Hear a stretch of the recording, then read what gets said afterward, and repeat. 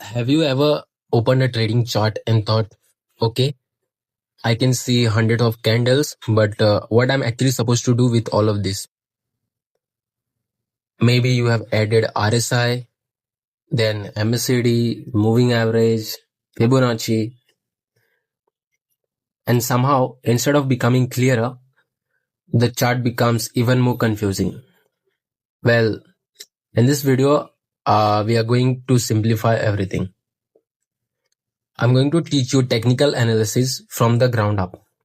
So by the end of the video, you should understand how to read candlestick, identify market structure, recognize trend, mark important level, understand breakouts and liquidity.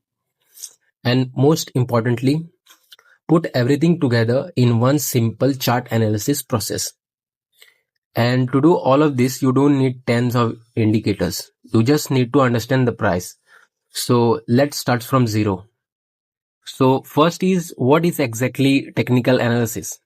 Technical analysis is a process of studying price movement and market data to identify potential trading opportunities. And notice that I said potential. Technical analysis does not tell you exactly what the market will do next. Nobody can know that with certainty. So instead, we are looking for a situation where the market gives us favorable setup with clearly defined risk. So now think about it like this. When you look at the chart, you are trying to answer three basic questions. So number one, what is the market doing? Number two, why could price react? And the third is, if I take a trade, where am I wrong? So those three questions will guide you almost everything we do in this video. So before we can understand a chart, we need to understand the language of chart. And that language is the candlestick. See, every candlestick gives us information about price during a specific period. For example, on a 1 hour chart, one candle represents 1 hour of price movement.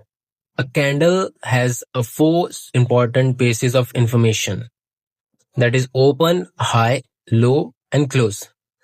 See, the open is where that candle started. The high is the highest price reached during that period, and the low is the lowest price reached. And the close is where the candle had finished. A bullish candle means price closed higher than where it had opened. And a bearish candle means price closed lower than where it had opened. But don't make the beginner's mistake of looking at just one candle and immediately predicting the entire market. A single candle is just a piece of information. What matters much more is the context around that candle. And that is where market structure comes in. See, market structure is one of the most important concept in technical analysis. So if you understand market structure, chart becomes much more easier to read. So let's begin with an uptrend. An uptrend is generally creates a sequence of higher high and higher low. Price moves upward, then pulls back, and then creates another high, and then pulls back again. So as long as the structure continues, buyers are generally controlling the market. Now let's look at the downtrend. A downtrend generally creates lower low and lower high. Price moves down, pulls back, creates another lower low, and pulls back again, and continues with the lower. And then we have the third important condition, that is a range. In range, price is moving sideways between an upper and lower area. There isn't a clear directional trend. So this is extremely important because one of the biggest mistake beginners make is forcing a trend in a market that is actually ranging. So before thinking about an entry, just ask, is the market trending up or trending down, or is it just in a range? So now that we understand market structure, let's talk about support and resistance. So support is an area where price has previously found buying interest, and the resistance is an area where price has previously found selling pressure. But I want you to stop thinking about support and resistance as a perfect line, because market don't always respect one's exact price. So instead, think in terms of area or zone. Say for example, if price repeatedly reacts around a particular area, that area becomes important. But here's where beginners often make another mistake. They see the support and they immediately buy. Or they see the resistance and they immediately sell. But that's not enough. We need a context. Is the market trending? Or is the price approaching the level with a strong momentum? Or has the level already been tested multiple times? Or is there a liquidity area nearby? What will happen if the price actually reaches the zone? You just need to ask yourself all this. The level gives us an area to watch, but the price action gives us an information to decide what will happen next. So now we move to another useful concept, that is supply and demand. So demand simply represent an area where strong buyers are previously entered the market, and supply represent an area where strong selling previously entered the market. See, again, don't think of this as a magical box that will guarantee a reversal. They are simply area where price previously showed a significant reaction. And this is an important principle throughout the technical analysis. See, a level does not create certainty. It creates a location where we pay attention. So now let's talk about breakouts. Imagine price has been respecting resistance several times. Eventually price moves above that resistance. So that's a breakout. But here's the problem. Not every breakout is a real breakout. Sometimes price moves above the level then attract the buyers and then immediately falls back below it. So that's commonly known as false breakout or a fake breakout. So here's a way traders try to improve their entries is by waiting for the retest. Price breaks the level, pulls back towards it, and then shows the evidence of continuation. The important thing is that we don't blindly buy every breakout. We wait for the market to show us what it's doing. See, patience is a part of technical analysis. So now we are getting into one of the concepts that can completely change the way you look at the chart. That is liquidity.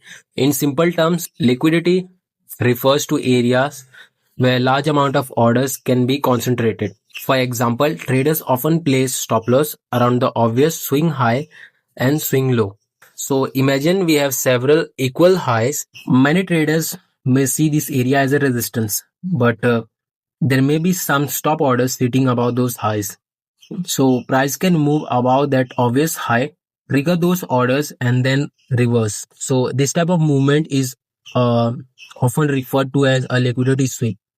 But remember, don't look at every week and call it a liquidity sweep. Context matters.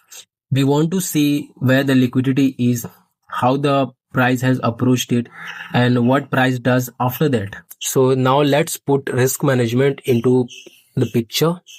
Suppose you have analyzed the market and found a potential of long setup. You need three things: your entries, your stop loss, and your target. Your stop loss defines the points where your trade idea is considered invalid. And your target defines the area where your plan is to take the profit if the price moves in your expected direction. So this is extremely important. Don't just decide a stop loss after entering the trade. You should know where you are wrong before you enter. And don't choose your position size first and then force your stop loss to fit in. So instead, first determine where your trade idea becomes invalid. Then calculate your position size based on the amount you are willing to risk, and that will be much more disciplined approach. So now let's put everything together. Imagine this is a chart we are looking at. So the first question, what is the market structure? We can see higher high and higher lows. So the market is currently bullish. Second, what is the important areas? We mark the previous reaction zone. We don't cover the entire chart with a line. We just focused on an area that actually matters. The third, the liquidity. Where is liquidity? We identify obvious swings high and lows. How is price approaching our area? Is the momentum strong or is the price consolidating? Are we seeing rejections? And finally, where would our idea be invalid? So after answering these questions, we do think about an entry. So this is a process I want you to remember: structure, location, liquidity, confirmation, and risk. This is much more useful than simply, memorizing dozens of patterns. So before we finish, let's talk about 3 mistakes I see beginners make repeatedly. So mistake number 1, using too many indicators. If your chart looks like a cockpit, you probably have too much of information. Indicators can be useful, but you should understand what price is doing first. Mistake number 2, entering because of one candle. See, one candle doesn't tell you the entire story. Context matters. Mistake number 3, ignoring risk management. You can have a good strategy and still lose money because you have a, terrible risk management. See, your goal isn't to win each and every trade. Your goal is to make sure that losing trade doesn't destroy your account. So let's make this extremely simple. Whenever you open a chart, follow these 5 steps. Step 1, identify the market structure, that is bullish, bearish, or ranging. Step 2, mark the important areas: support, resistance, supply, demand, or another meaningful zone. Step 3, identify liquidity. Where are the obvious highs and lows? Where could orders potentially be concentrated? Step 4, wait for confirmation. Don't enter simply because price reached a line. Just watch what price actually does. And step 5, define your risk. Know your entries, know your invalidation, know your target, and know how much you are risking before you enter. So that's the basic technical analysis framework. Now, one important point before you go. See, technical analysis is not a crystal ball. There will be losing trade, there will be false breakout, there will be setup that looks perfect and still fails. So that's completely normal. The objective isn't to predict each and every candle. Your objective should be to build a repeatable process where your potential rewards you, you justify your risk, and your losses remains in control. And you should practice this on a historical charts. And before you risk a real money, open a demo account and just practice. So if you are serious about learning trading properly, don't stop here, because technical analysis is only the foundation. The next thing, you need to understand the market structure. How do you identify a real trend? What is higher high and higher low? What is breakup structure? And how you can use this concept to understand what price is actually doing. That's what we are going to cover next. So subscribe to Bull Be a Brain and watch the next lesson when it appears. I'm building this channel as a complete trading education series, step by step, from beginner concept all the way to advanced strategies. And remember, don't trade what you hope will happen. Trade what you can logically define, manage, and validate. I'll see you in the next lesson.